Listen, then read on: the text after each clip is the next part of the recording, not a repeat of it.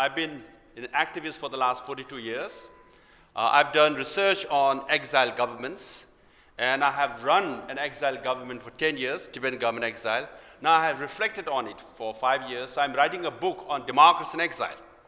And my recommendation to all the exiled communities are to form government in exile, parliament in exile, or democratic party in exile, or a coordination office, because unless you unite, have some form of unity, you can't defeat the autocrats, because autocrats, they have a very simple strategy: divide and rule.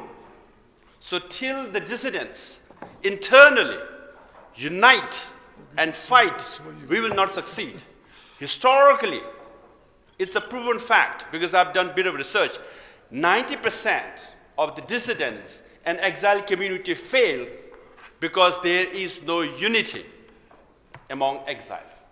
Unless we unite does not mean uniformity, but at least a minimal understanding of how we can oppose the autocratic system.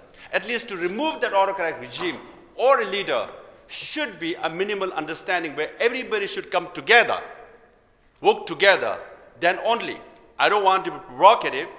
There was an article in Foreign Affairs regarding Iranians, right?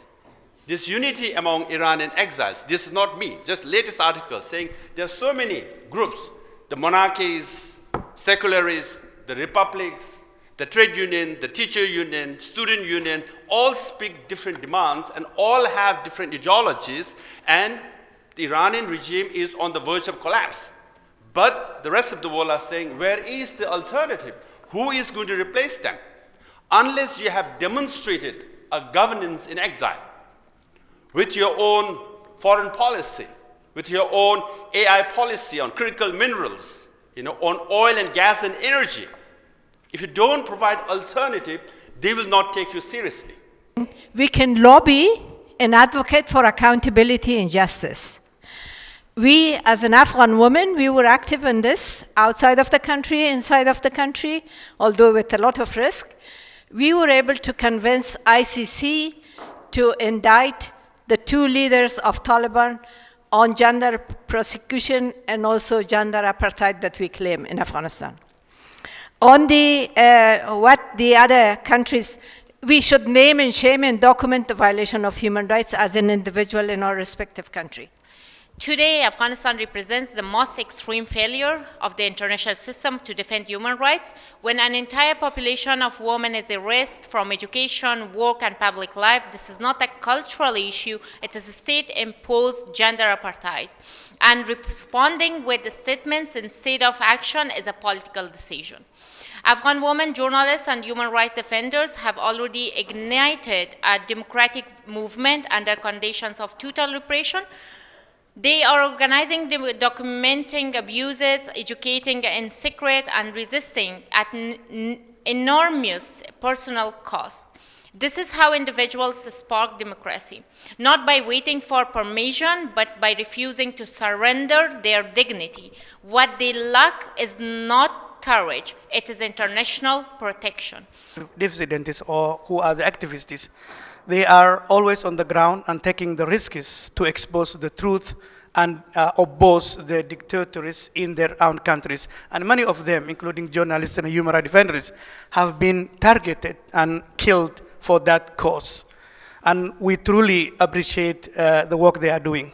Countries like Somalia, where I come from, or Kenya, Uganda, Zimbabwe, Ethiopia, a lot of dissidents who are not able to travel to Germany or the places where we live in exile are taking the risks on the front line, including women and women groups. And that is an enormous part of this challenge.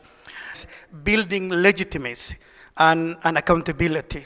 Many of the dissidents in exile are divided on many ways. There are ethnicity, there is sectarian issues, there is also political agenda. And what I suggest is that dissidents need to have also the common agenda, change of communities' lives and constitutions in their own country. That's an important part. Currently, millions of Uyghurs are detained by China in concentration camps, including 24 members of my husband's family. In September 2018, when I talked about this, China's genocidal policies and the outlining the fate of my in-laws, the Chinese government detained my own sister, a retired medical doctor. My freedom of speech in the United States as an Uyghur American cost my sister's freedom in the past 7.5 years and counting. Today, my homeland is a complete police state. Beijing uses cutting-edge technology to exert total control with cameras everywhere. This techno-genocide fueled with the global economy. The clothes you wear, the car you drive, the food you eat are all tainted with Uyghur, my people's blood, sweat, and the tears. Behind the digital Iron Curtain, the Chinese government weaponized transnational repression, state-sponsored crimes that uses our families back home as hostages. All the Tibetans, Hong Kongers, Taiwanese, and Chinese activists are all being the victims of China's transnational repression. The Uyghur genocide is ground zero for a new model of tyranny and the genocide. What was tested in Tibet was perfected in my homeland, then expanded to Hong Kong, now threatening Taiwan. Next will be all of us, every country out there with China's threat to broader democracy and the freedom of the world. If we remain complacent, China's silent invasion and the colonization will spread and dismantle the free world, which we will leave behind for our children and our grandchildren. They will be paying the consequences of an illiberal world. What you can do, within each of your country, must push for rebuttable presumption standard to ban all goods coming from Uyghur region in China, unless proven untainted. Additionally, launch clean procurement campaigns to ensure local government contracts from electronic buses to uniforms all should be free from Uyghur forced labor. No one should make profit of the Uyghur genocide. We should not be becoming the enablers of this genocide when we use the goods that are manufactured by the Uyghur slaves. Democracies have done a really good job fighting Russian censorship within their own countries. We see one of the Russians' main propaganda outlets, Russia Today, being in the European Union today, while other state-sponsored media are at least labeled. But the problem that is all of this is merely fighting symptoms, while we should instead target the root cause. While Russian propaganda is being suppressed in the democratic world, it operates freely inside Russia itself, fueling the war in Ukraine and spreading hatred towards the democratic world through outright fabricated stories that have nothing to do with reality. If we take a look back in 2011, for example, when Russia's largest opposition movement was formed, there was little to no internet censorship in the country. Alexei Navalny was able to unite millions of Russians using social media only. Today, something like that wouldn't be possible because not only traditional media such as newspapers and TVs are being controlled by the state, but also internet is heavily regulated. My main concern that is major tech companies of the Western world, such as Google and Apple, rather than serving vital interests of democratic world and their own countries, are serving interests of foreign dictators like Putin. They removed censorship circumvention tools from the App Store at the first demand of Putin's authorities without even a valid court order. This should not happen, and it should not be allowed. During recent events in Iran, our product Sentinel DVPN enabled many people to access the internet and inform the world about the atrocities and the horrors taking place. At the same time, the very same DVPN app developed by my team along with hundreds of others was removed from the App Store in Russia at the request of Putin's authorities without a court order. How is that big tech refuses to comply with Iranian authorities but complies with Russian ones? In what way Russian government any better? I cannot imagine Western companies in the 1940s following orders from Hitler's government, nor should they do today so from any other authoritarian regime. Here, I'd like to comment on President Trump's America First agenda. It is absolutely correct approach. I support it 100%. But if we truly put America first, American companies must serve interests of the United States and its allies, not those of foreign adversaries. The same applies to European Union.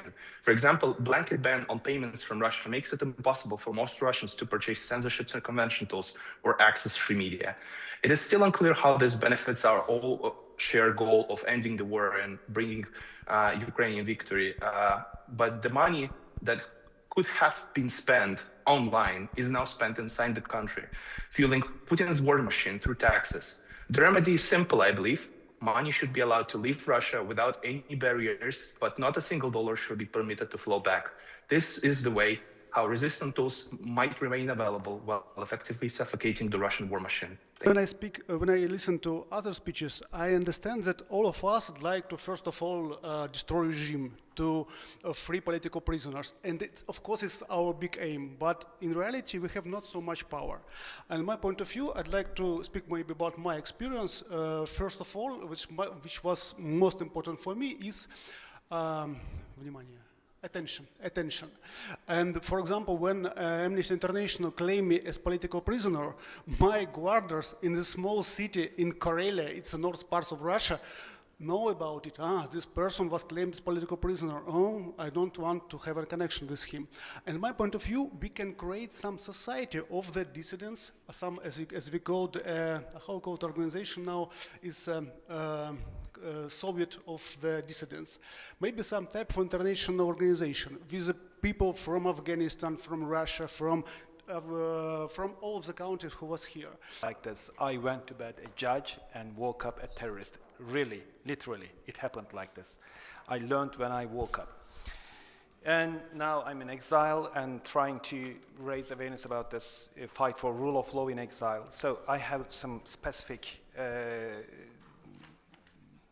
recommendations about this fighting, especially against this transnational repression. You know, these countries, including today's Turkey, Erdogan's Turkey, are using this international convention about fighting against financing of terrorism. And they are abusing this system, and they are freezing the assets and bank accounts of dissidents abroad. And these countries, that is a resolution adopted by Parliamentary Assembly of Council of Europe in the Assembly in 2023, and they recommended all these democratic countries to think twice when implementing these requests coming from autocratic regimes. Another point is extradition request. Again, think twice when it's coming from these countries. And within the Council of Europe member states, there's this control mechanism about this European Convention on Human Rights, Article 3, to prevent this abuse of this extradition. But for other countries, it's a bit more difficult, I can understand, but it's important. Eventually, democracies don't start with governments or even institutions. They start with people. To spark a movement, very often it's enough to have one voice choosing courage and truth over silence and fear. And then more people can join this cause. It's very important for us to remember that telling the truth shouldn't be an act of heroism.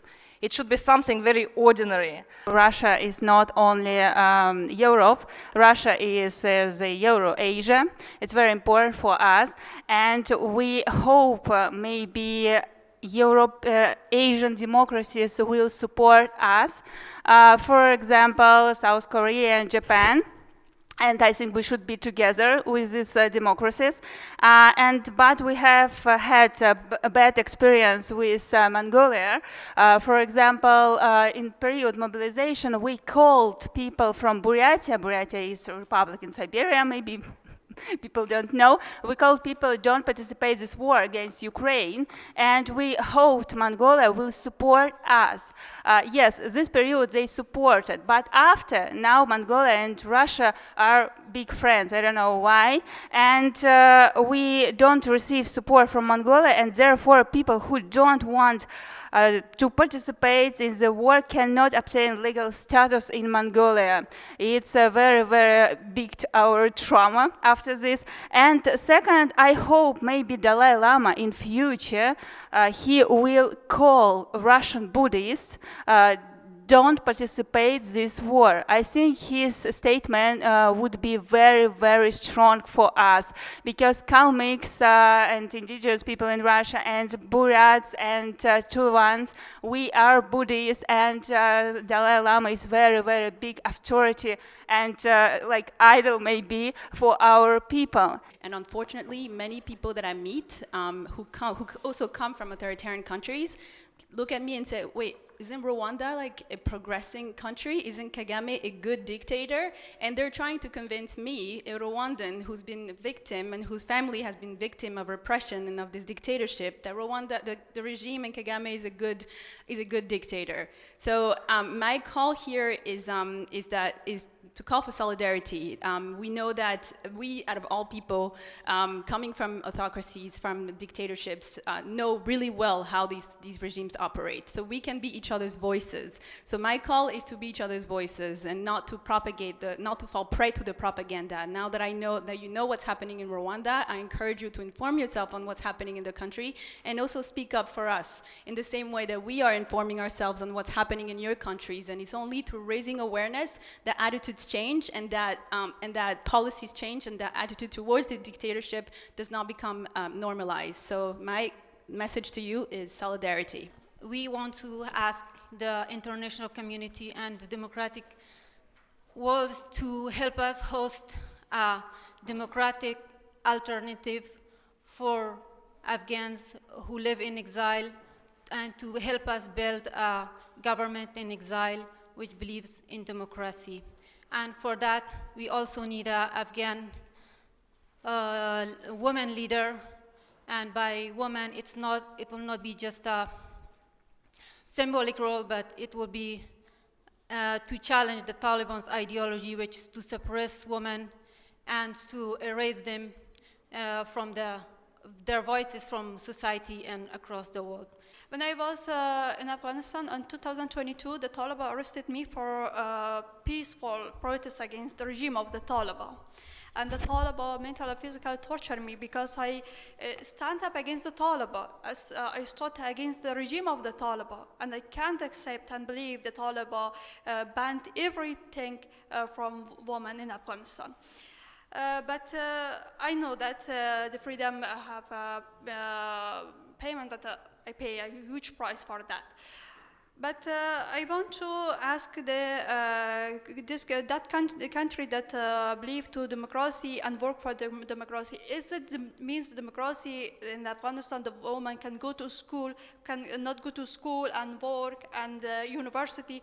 But another country say we support democracy in the world. It means democracy, and I say our blood is not different. We are also human. Why the countries and the world are silent against the crimes of the Taliban?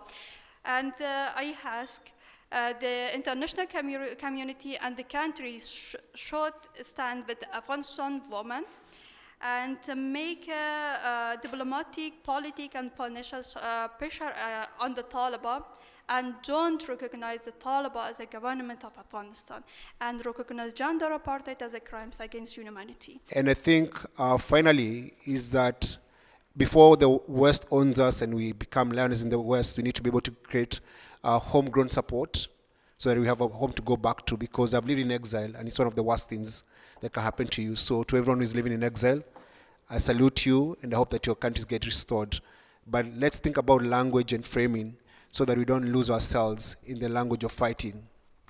It's not all. I think a lot of people in this room think that any additional sanctions against any authoritarian regime is good because it harms the regime. But if you impose too many sanctions, you don't enforce them. Enforcement is a limited resource. Bureaucracy has a limited time and attention to do things. And it's much more efficient to concentrate on a few sanctions which can really impact the regimes, which can really work, but not inventing new sanctions, which people are really engaged. A lot of people, I mean, on such conferences as well. So, so my main idea is that sanction which really doesn't work it doesn't attack the authoritarian regime. It destroys potential of the West to influence other authoritarian regimes as well. So everything should be made clever, not massive. Because most of the events we attend and most of the places where we want to lobby for our causes are in democratic countries. So this is the least that democracies can do in order to support activists, is just ease the bureaucracy, ease the requirement for democratic activists to be able to move around and lobby and represent their causes in different forums. Because every time you have an event, last year, for instance, we had our elections here in Berlin, and many of the people we wanted to invite or who we invited were not able to attend. Around 20% of the invitees will not be able to make it because of visa requirement and these kind of restrictions. So the least they can do, democracies, is to help address this point. Most of these activists are not going to come here and stay and overstay their welcome. They want to go back and be active where they are. They have credibility. So if we can support them in this way, that will be really one of the best things to come out of this forum, if we can get this message across. Dans mon pays, ceux qui luttent contre l'esclavage des Noirs, l'oppression des personnes d'ascendance africaine, partent en prison. And in my country, people who fight against the slavery of black Africans. J'ai fait cinq fois la prison. I've been 5 times to jail. J'ai vécu dans la prison depuis ma jeunesse. Jusqu'à maintenant, j'ai l'âge de 60 ans. Ma vie est jalonnée de prison. I've lived in most of my life in jail, and even if now I'm around 60. Parce que je suis un descendant d'esclaves. Because I'm the son of a slave. Et les descendants d'esclaves sont marqués comme tels à vie chez nous.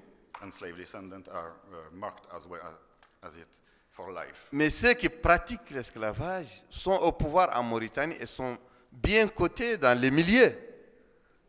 Ici, les milieux européens, par exemple, à l'Union européenne, ils sont les enfants chéris de l'institution européenne sur laquelle nous comptons le plus, parce que l'Europe est le berceau de la démocratie. But people in my country, the slave owner caste is well perceived by the European Union, even if us, who are the real fighters of these European values, we are discriminated in our own country. And the activists in our country, when they were fighting their governments, they had a feeling they're fighting not only the government of Azerbaijan, but also the governments of the UK, US, and the whole European Union. So that gives enormous effect of, we are helpless, we can't do anything because it's the rival is too big. And I think it is many people who sit here, they are actually representing the oil-rich or critical minerals-rich, resource-rich countries. Russia, Azerbaijan, African countries, Latin American countries. So these things should be also taken into account, and actually that gives you in Azerbaijan, we have 300 political prisoners, of them 9 young women, journalists, which is a shame. The issue which was mentioned by Yavuz, the transnational repressions, is very actual. Several of you have mentioned, how do we organize in a more effective way? And I believe, and especially with my colleague and friend Lobsang, that he always reminds us that the exile organization is important. So there has been 2 types of comments about organization. How to improve the organization in our countries that faces different challenges. Amongst them, how do we get a united front? Because we all know that in all of our countries, we have the challenge of how to unite the democratic movements. That is a challenge we all face. Many times, the regime plays to the division of the movement. So that's one thing that has been addressed. But also, in terms of the organization, how do we organize the movement in exile? We have the world's expert in exiled organization, Lobsang. He's been doing this, he's been researching about this, and knowing him, he will be open to support any of you that would be interested in organizing your movement in exile. This is something our Afghan leaders or Afghan women and men leaders, I think can take into consideration, because it fits right into the things that you're saying. Interpol red notice, false red notice, hunting our honorable freedom fighters outside their dictatorships. How to prevent that? I think it's related to our European legislation here in Europe, and preventing those false red notice. We have experience with that. It was mentioned just by our people. We need to have attention, permanent attention of Interpol, and those groups who are here should send to Interpol headquarters the list of political freedom fighters who cannot be based on the current existing agreements between the governments. Ministries of Internal Affairs, Ministries of Justice have agreements between them. That should be blocked. The part of agreement related to hunt the freedom fighter should be isolated by your group's letters to Interpol. But what I want to say is today is important practical things to work with art people. They are very influenced, and they voice very loud. For example, interview with Alla Pugacheva, our singer, it was more popular than interview of Putin. So for this case, if you want effective solidarity, we must work with art people. It is not easy. They are, of course, not politicians. They not realize they ambitious through this, but we need them. One artist sometimes more effective than 100 politics. So, you know, these long-arm tactics, we also need to change our narratives, how we present our issues. We can't just be talking about transnational repression in terms of these dictators or autocrats attacking us in free lands or democracies. This is not just transnational repression, it is actually a threat to national security of respective countries. If it's happening to you here in Berlin, that you're scared there's a spy here, then it's a problem of Germany. It's a national security issue. So again, you see the narratives need to change. And so we are no longer just victims of these authoritarian regimes or autocrats. We're actually in control of our own narrative, and we're coming up with solutions. And we are doing that at the World Liberty Congress. And so I want to encourage all of you, if you're not already a part of it, please get in touch with us so that you can get involved. And there is no sort of differences that we make apart from the fact that there's only one thing that unites us, which is our fight for freedom. And we're going to do this together by creating solutions that actually make sense. And so I want to end by just saying that, you know, I'm no longer afraid, because I know that no matter what, when we go back to a free Tibet, I am a Tibetan. And I'll be very happy to host all of you in a free Tibet very soon. And first, like all of my colleagues and comrades have said, you know, there must be continued pressure against oppressive regimes, such as the military regime in Myanmar. And these include targeted sanctions, coordinated diplomacy, and legal accountability, so that the cost of, you know, repression will be increased. And secondly, I think the support must reach communities inside the country. You know, in Myanmar, you know, local schools, clinics, civil society networks, and these emerging governance structures need resources and political recognition. And at the same time, I believe Myanmar's situation must continue, remain visible on international platforms. So I'm really grateful for this opportunity like this. And thirdly, the democracies and international community must treat, you know, these kind of movements as partners rather than just a crisis to manage, which is usually the case.